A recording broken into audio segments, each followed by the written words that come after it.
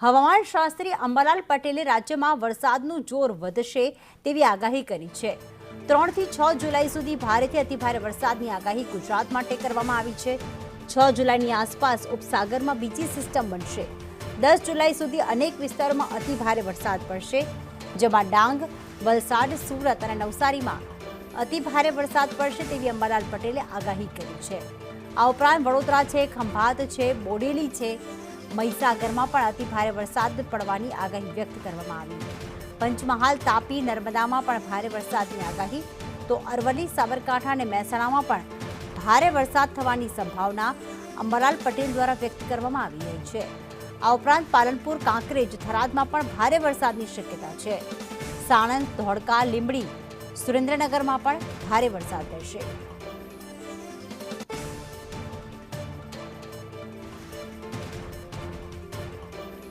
તો હવામાન નિષ્ણાંત અંબાલાલ પટેલે આગાહી કરી છે કે 3 જુલાઈથી લઈને 6 જુલાઈ સુધી રાજ્યમાં વરસાદનું જોર વધશે અને 10 જુલાઈ સુધી ભારેથી અતિભારે વરસાદની આગાહી કરવામાં આવી।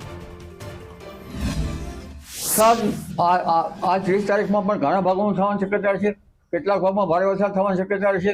ઉલ્લેખનીય છે કે બંગાળ ઉપસાગરનું વહન, જબરદસ્ત વહન આવી રહ્યું છે। જે તારીખ 3 થી 7માં રાજ્યના ઘણા ભાગોમાં ભારે વરસાદ થવાની શક્યતા રહેશે। જેમાં દક્ષિણ ગુજરાતના ભાગોમાં ભારેથી અતિભારે વરસાદ થવાની શક્યતા રહેશે। તેમજ મધ્ય ગુજરાતના ભાગોમાં પણ ભારેથી અતિભારે વરસાદ થવાની શક્યતા રહેશે।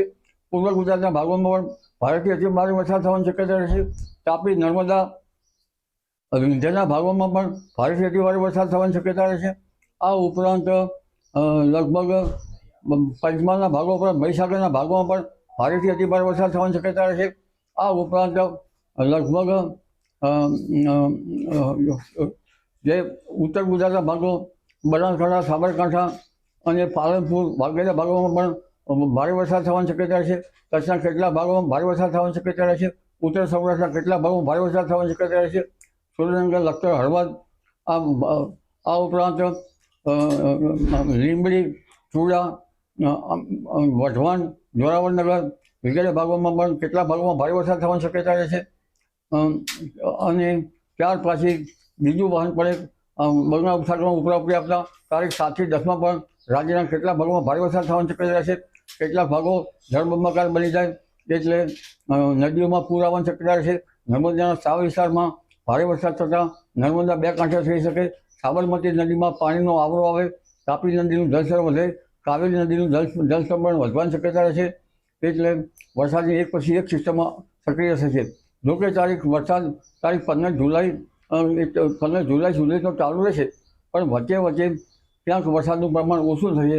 વહેલીબંધ વરસાદ ઘણા ભાગોમાં ના આવતા વચ્ચે કંઈક રાહત રહેશે, પણ આ ભીગ્યું વરસ તો ગણાય, વરાપ થાય તો સારું।